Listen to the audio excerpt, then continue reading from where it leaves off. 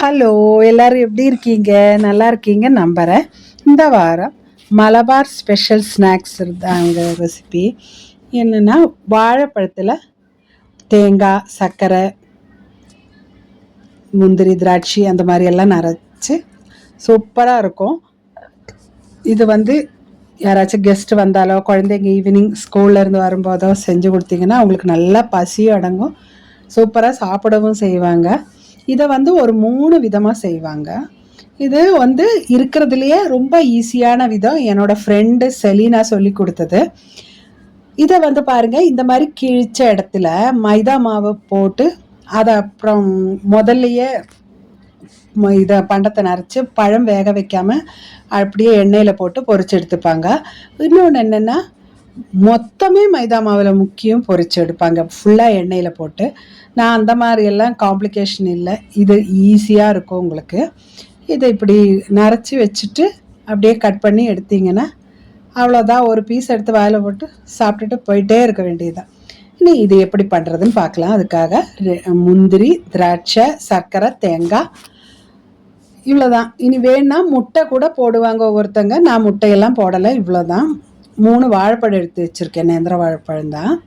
நேந்திர வாழைப்பழத்தில் தான் இது செய்ய முடியும், ஏன்னா கொஞ்சம் டைட்டாக இருக்கணும், அப்போ தான் உங்களுக்கு இது நரைக்க முடியும். உள்ள பழத்தை எல்லாம் தோல் உரித்து எடுத்துக்கலாம். தோல் உரிச்சிட்டு நடுப்பற ஒரு கீரை பாருங்கள், கீரியாச்சு. ரொம்ப ஆழமாக கீறிடாதீங்க, லைட்டாக கீறிட்டு விரலை வச்சு இப்படி இழுத்து அது இப்படி பண்ணிங்கன்னா அப்படியே நல்லா விட்டு வந்துடும். இனி இதுக்குள்ளே ஒரு ஸ்பூனோட பின்பக்கத்தை வச்சுட்டு நைஸாக நோண்டி எடுத்துக்கோங்க. நோண்டி அந்த கருப்பு கலரில் விதை மாதிரி இருக்கும் இல்லையா, அதெல்லாம் நோண்டி நோண்டி எடுத்துடலாம். பாருங்கள், எடுத்தாச்சு. இதே மாதிரி எல்லாத்தையும் நம்ம இப்படி பண்ணி எடுத்து வச்சிடலாம். எடுத்து வச்சுட்டு அந்த வாழைப்பழத்தை போட்டு நல்லா வதக்கி எடுக்கணும். நல்லா எடுத்து வச்சாச்சு. இனி தோசைக்கல் அடுப்பில் வச்சுருக்கேன். அது மேலே கொஞ்சமாக கீ தடவிட்டு இந்த வாழைப்பழத்தை போட்டு நல்லா எல்லா பக்கமும் வதக்கி எடுத்துடலாம். அப்போ என்ன ஆகும்னா நல்லா வாழைப்பழத்துக்கு இன்னும் இனிப்பு சுவை ஜாஸ்தி ஆகும். சூப்பராக இருக்கும். சாப்பிட்டு பார்த்தீங்கன்னா நீங்கள் விடவே மாட்டீங்க. பாருங்கள், இது திருப்பி திருப்பி போட்டு எல்லா பக்கமும் கோல்டன் ப்ரௌன் ஆகிற வரைக்கும் வேக வைக்கணும். பாருங்கள், கொஞ்சம் கொஞ்சம் ப்ரௌன் ஆகிட்டு வருது. இதை ஒட்டி ஒட்டி வச்சிங்கன்னா உங்களுக்கு நல்லா சீக்கிரம் ப்ரௌன் ஆகும். அப்பப்போ வேணுன்னா கொஞ்சமாக நெய் விட்டுக்கோங்க, நிறையாலாம் ஒன்றும் தேவையில்லை. பாருங்கள், இந்த மாதிரி வெந்தாலே போதும், அவ்வளோதான். நல்லா திருப்பி எல்லா பக்கம் இதே மாதிரி ஆகணும். அதுதான் கொஞ்சம் வேலை, அவ்வளோதான், வேறு ஒன்றும் இல்லை. கொஞ்சம் ஒரு நங்கு வார்த்த வேலை. பாருங்கள், எல்லா பக்கம் இதே மாதிரி கொஞ்சம் பிடிச்சி பிடிச்சி கொடுத்தீங்கன்னா எல்லாம் வெந்து வந்துருச்சு. இதை எடுத்து ஆற வச்சிடலாம். அது ஆறட்டும். அதுக்குள்ளே இதுக்கு ஒரு ஃபில்லிங் ரெடி பண்ணணும். அது ஆறட்டும். ஒரு கடாய் அடுப்பில் வச்சு அதில் நெய் ஊற்றியிருக்கேன். 1 டீஸ்பூன் நெய்யில் முந்திரி போட்டு கொஞ்சமாக ப்ரௌன் கலர் வரணும், அவ்வளோதான். இது கூடவே திராட்சையும் போட்டுடலாம்.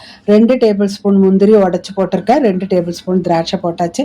அதுவும் புஃப்புன்னெல்லாம் வர வேண்டாம். கொஞ்சம் வறுத்து எடுத்த உடனே 1/4 கப்பு தேங்காய் துருவல் அதையும் போட்டு நல்லா கிளறி அதில் இருக்கிற அந்த தண்ணி பதம் இருக்கும் இல்லையா, ஈரப்பதம், அது போகிற வரைக்கும் வதக்கினா போதும். அதுக்கப்புறம் சர்க்கரை 2 டேபிள் ஸ்பூன் போட்டாச்சு. 3 ஏலக்காய் இடித்தது சேர்த்துட்டு ஒரு கிளர், அவ்வளோதாங்க. ரொம்ப நேரம் கிளறிட்டு இருக்க வேண்டாம், ஏன்னா சர்க்கரை உருகி பாவாயிடும்.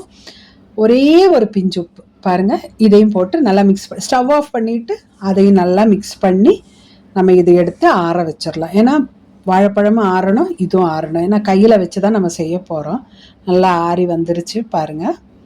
இனி கொஞ்சம் கொஞ்சமாக கையாலேயே எடுத்து இப்படி இப்படி அமுத்தி அமுத்தி வச்சிங்கன்னா நல்லா உள்ள வரைக்கும் போகும். நல்லா கொஞ்சம் வச்சுட்டு விரலை வச்சு திக்கி திக்கி விட்டிங்கன்னா அது பாட்டுக்கு போயிடும், அவ்வளோதான். அதே மாதிரி மிச்சத்தையும் நல்லா